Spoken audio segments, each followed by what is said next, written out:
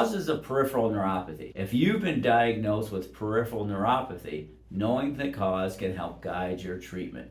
So peripheral neuropathy, common symptoms are you have achy, burning, numb, toes, most of the time toes and feet, sometimes your hands. A lot of times the problems will start with cramps, your feet are sore, you're not sure why, and then many times you'll have your feet go from numb to burning to aching to pressure, and sometimes it goes back and forth between hot and cold. And so again, knowing the cause can help identify the variety of factors that are addressing the root cause of it. Also, the knowing the cause can help guide your treatment. I'm Dr. Gregory Kramer.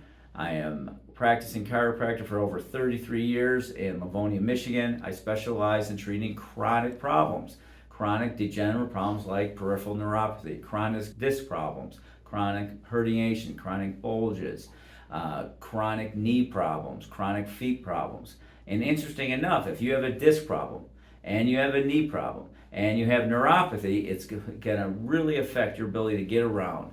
And so my goal is to help you eliminate pain, avoid surgery, stabilize your body so that you can live stronger, longer. So if you find this information helpful, do me a favor, like it and share it. And now we're going to address the main content of this video.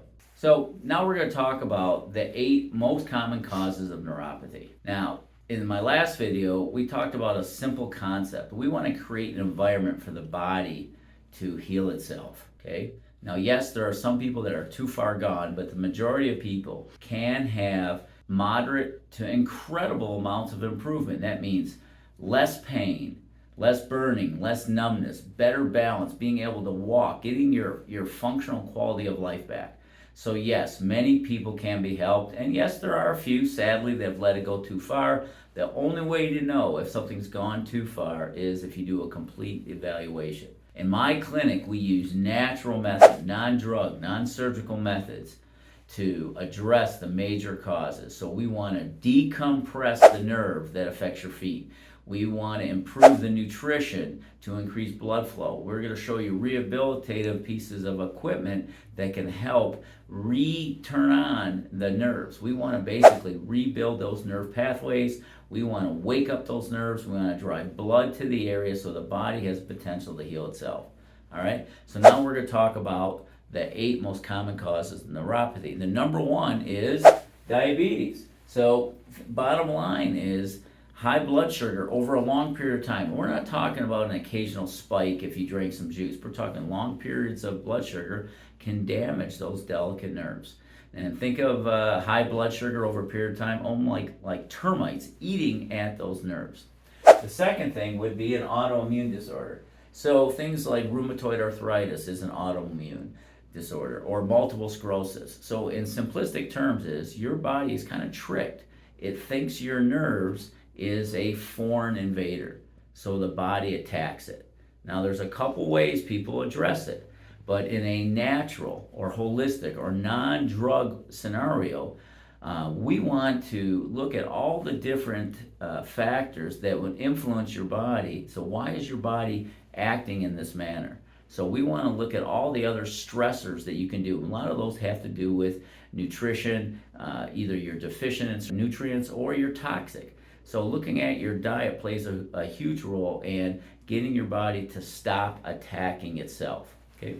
The third factor is trauma. So we've talked about that in the past, that if you have a physical trauma where you've injured the spine, or sometimes you're not even aware that these are old traumas, where particularly the lower back, where those vertebrae are putting pressure on the nerves, and those nerves in your lower back affect all the way down your legs. So yes, there's a mechanical factor in many people with neuropathy. Okay, so again, if there is a nerve that is being compressed that affects the blood flow, well, decompressing that nerve in a non-surgical manner is going to be very helpful for many people.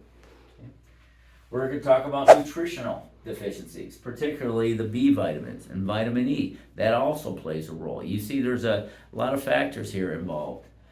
Infections. So again, you'll notice that some people had a bout of neuropathy, or their neuropathy started after a particular infection.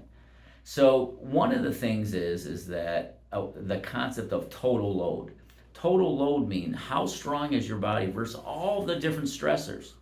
Yes, we all have certain genetic limitations, but why does something start at age 50 or 60 versus starting at age 10? If genetics were the only answer, we would see a lot of these problems start very early on in life, and typically we don't see that. So the total load, how many negative stressors is your body under? And sometimes a viral infection or a trauma is how can I say it? It is the last spark that started the fire. It's the straw that broke the camel's back. So again, you want to look at everything that could interfere with your body's ability to heal. We want to create an environment. Again, stop the degeneration and start the body's ability to heal itself, to regenerate. So you have to look at all the factors. And yes, there's a hereditary factor. There's nothing we can do about that one, so I don't even talk about that too much.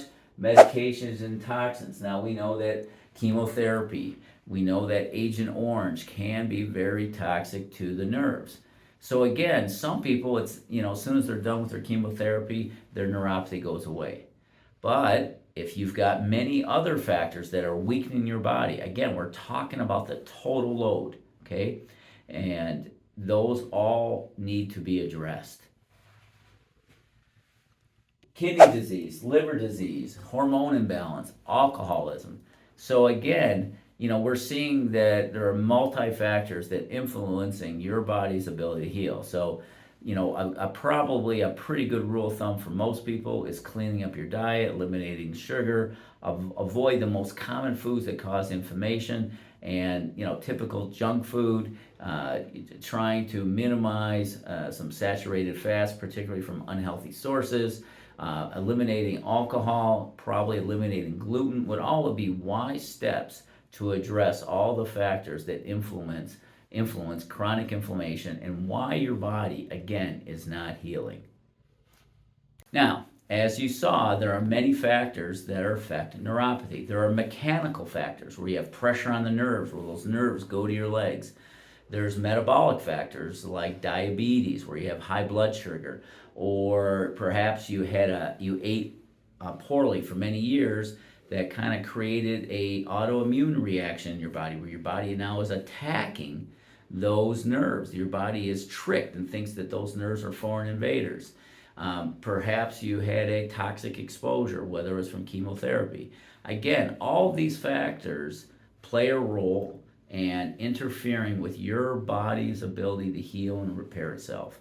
And again, you want to address all of the factors that influence your body's ability to self-heal, to regenerate, just like a plant. If you see a plant's wilting, you're going to say, hey, maybe we need some sunlight. Maybe we need the soil. Maybe we need to get better nourishment or better water so the plant can regenerate. Same thing with your body. Now, I hope you found this information helpful. If you do it, you know what to do. Please like it and share it. If you would like more information on my 3-step approach to how I help treat neuropathy, and you want to see one of my patients' experiences of what their life is like now after they've gone through our program, just go ahead and click right here, and you will go ahead and learn some interesting information. Go ahead and watch the video now.